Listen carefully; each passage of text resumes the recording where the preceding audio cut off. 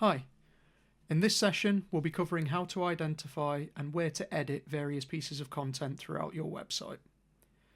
When you are just starting out with the Web Wizard, depending on the complexity of your website, the list of various item types might seem a little overwhelming. However, in this video I'll be covering a very simple method to identify where you need to go within the Web Wizard to edit your content. Step 1 will be to find the piece of content on the website that I wish to edit. I've chosen this section here within the Frequently Asked Questions page.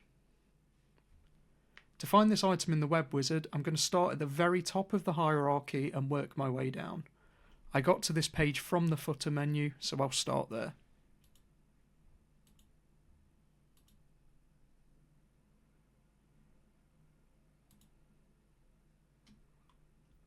Scrolling down, I can see my Frequently Asked Questions page here, so I'll click into that.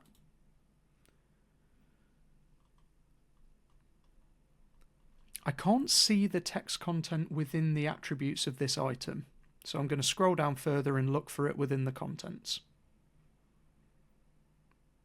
And there it is, so I'll click on it. Finally, I can see the piece of text that I wanted to edit, so I'll make my changes and click Save.